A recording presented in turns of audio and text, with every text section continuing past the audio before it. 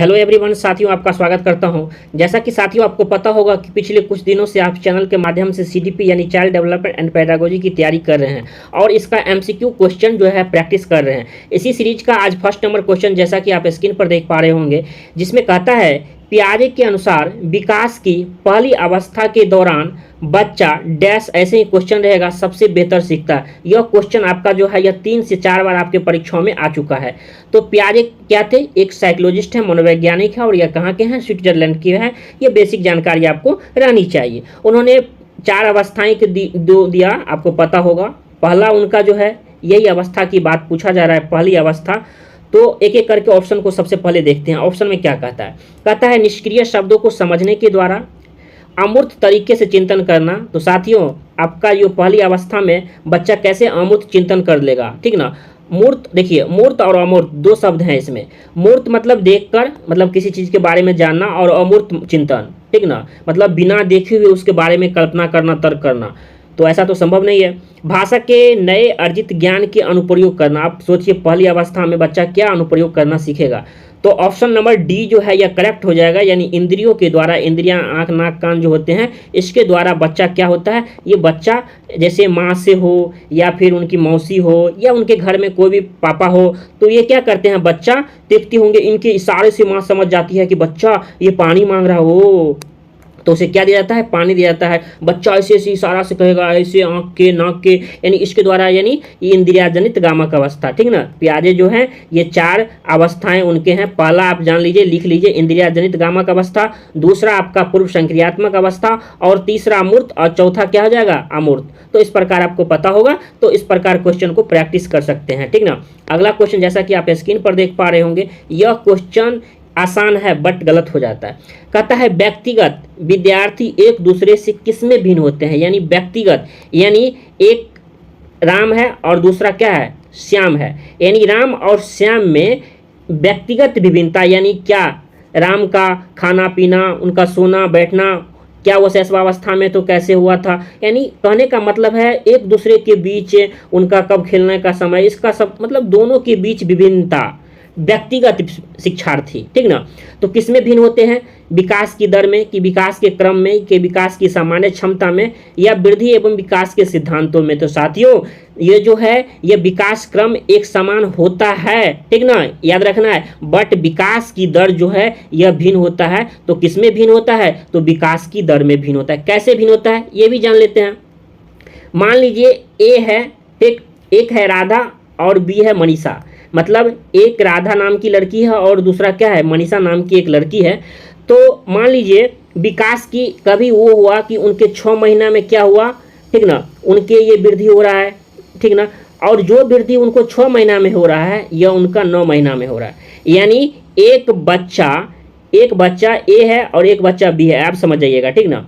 जो एक 7 महीना में पैदल मतलब चलना शुरू कर देता है और एक 9 महीना में शुरू कर देता है। तो यह क्या है, यह उसकी विकास की दर है, जो क्या है, यह प्रत्येक बच्चा में क्या होता है और एक दूसरे से भिन्न होता है, बट विकास क्रम जो होता है एक समान होता है। अब इसमें सिस्टेमेटिक ढंग से है कि नहीं, अब ये अभी शैशवावस्था है तो बाल अवस्था होगा, किशोरावस्था होगा, ऐसे यह क्या है, यह क्रम चलता है, विकास का क्रम चलता है, बट विकास की दर जो है ये सभी में क्या होता है, ये भिन्न होता है। तो बस इतना याद रखना है परीक्षा की दृष्टि से कि विकास की दर जो है ये क्या होती है, यह विकास की दर पर परीक्षा की दृष्टि से याद रखना है कि विकास की दर क्या होती है, यह भिन्न होती है, ठीक ना। तो ऐसे प्रश्न आपको ABCD करके भी दे देंगे, तो क्या करना है, डरना नहीं है, ऐसे सवालों को तो चुटकियों में सॉल्व कर देना है।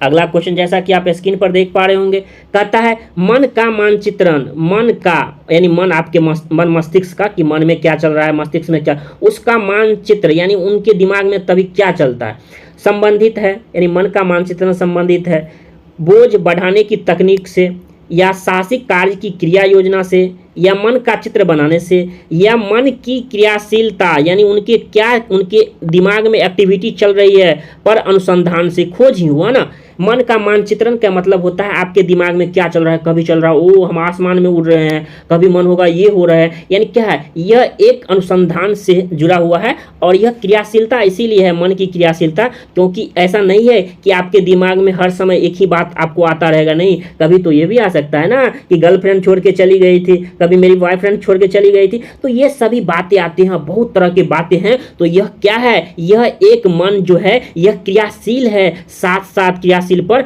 अनुसंधान से है। तो यह क्या होगा, ऑप्शन नंबर डी जो है आपका यह करेक्ट हो जाएगा। ठीक ना, ऐसे सॉल्व करना है, 4 ऑप्शन को पढ़ना है, उसके अकॉर्डिंग आपको बनाना है।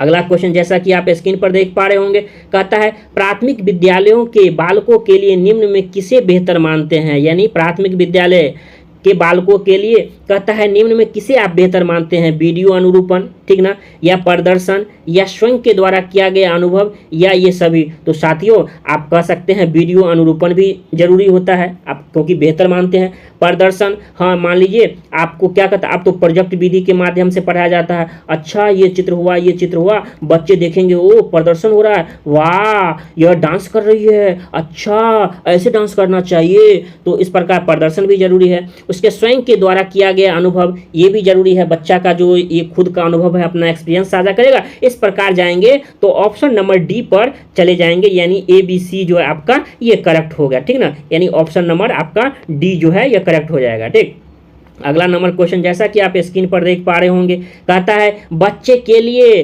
निःशुल्क एवं अनिवार्य शिक्षा का अधिकार अधिनियम कितने वर्ष के बच्चों के लिए लागू होता है। तो साथियों आपको बता दूं आपका क्या होता है, यह होता है आरटीई। आरटीई क्या होता है, right to education, compulsory and free education होता है। यह कब आया था, यह 2009 में आया था, लेकिन जब इसकी लागू का बात करता हूं तो यह लागू क्या कब हुआ था, 1 अप्रैल, नोट कर लीजिए 1 अप्रैल 2010 को यह लागू हुआ था।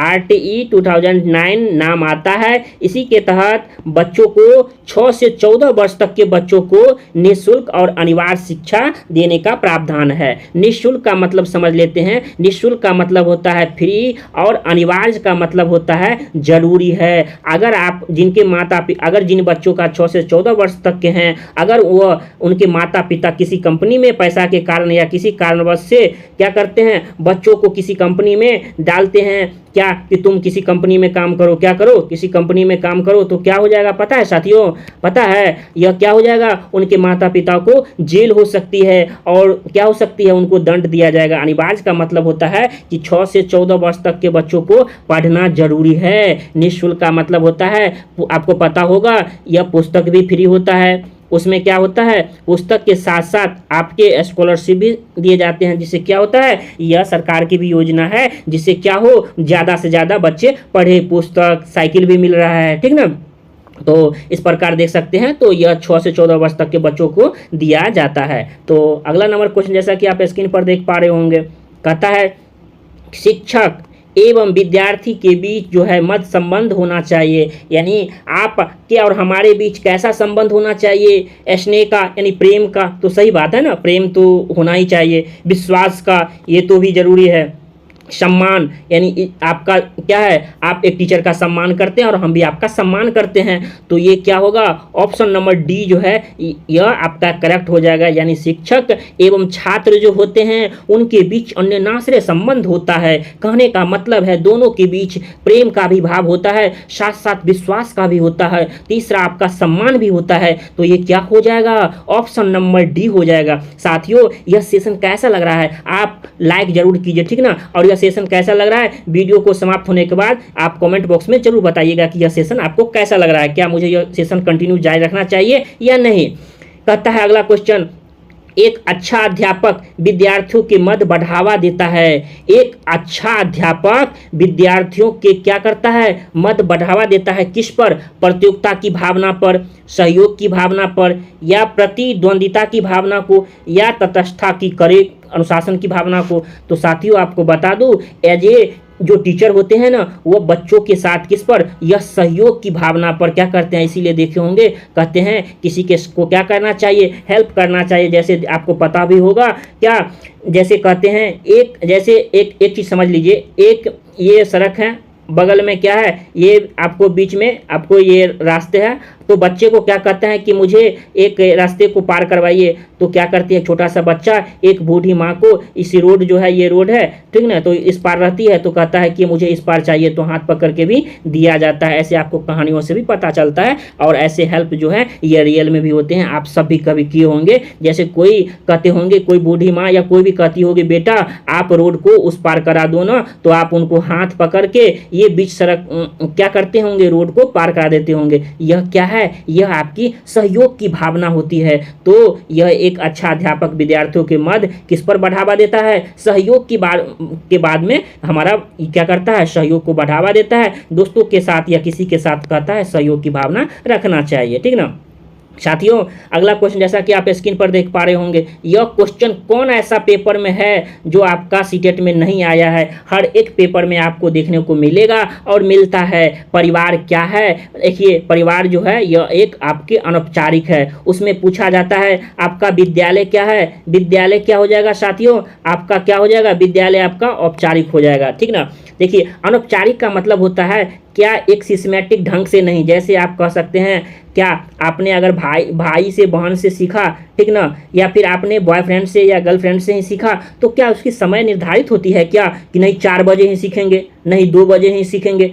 तो आपका कभी भी किसी के द्वारा सीख सकते हैं, यह आपका क्या होगा, यह अनौपचारिक होता है। लेकिन क्या होता है विद्यालय में, क्या होता है, यह आपका क्या होता है, एक सिस्टमेटिक प्लान है, जहां आप क्या कर सकते हैं, क्या कर सकते हैं, एक टाइम बंधा हुआ है, सब कुछ लिमिटेड है जहां आप सीखते हैं। लेकिन बेसिक बात आपको याद रखना है हमेशा, परिवार क्या है, हमारा अनौपचारिक साधन है, और हमारा विद्यालय पास पड़ोस ये सभी क्या होते हैं, हमारे क्या होते हैं, ये हमारे औपचारिक होते हैं, ठीक ना। तो किस पे जाएंगे, परिवार जब भी रहे तो अनौपचारिक, और विद्यालय रहे तो आपका क्या हो जाएगा, औपचारिक शिक्षा। तो इस प्रकार क्या होगा, पहला यानी ऑप्शन नंबर ए जो है ये आपका करेक्ट हो जाएगा, ठीक ना। अगला क्वेश्चन जैसा कि आप स्क्रीन पर देख पा रहे होंगे, कहता है वो कौन सा स्थान है, वो कौन सा स्थान है जहां बच्चे की संज्ञानात्मक विकास को सबसे बेहतर तरीके से परिभाषित किया जा सकता है। कहता है कौन से जो है जहां संज्ञानात्मक विकास को सबसे बेहतर तरीके से मतलब परिभाषित किया जा सकता है। खेल का मैदान है, या फिर आपका क्या है, विद्यालय एवं कक्षा पर्यावरण है, या सभागार है, या घर है। तो साथियों आपको बता दूं यहाँ सबसे बेस्ट जो होगा यह आपका ऑप्शन नंबर बी हो जाएगा, विद्यालय के साथ साथ कक्षा पर्यावरण। कक्षा पर्यावरण में जो है ये आपके बहुत सारे आ जाएंगे, यानी ऑप्शन नंबर बी जो है आपका यह करेक्ट हो जाएगा, ठीक ना। अगला क्वेश्चन जैसा कि आप स्क्रीन पर देख पा रहे होंगे, कहता है बुद्धि के बहुकारक सिद्धांत के प्रतिपादक कौन है।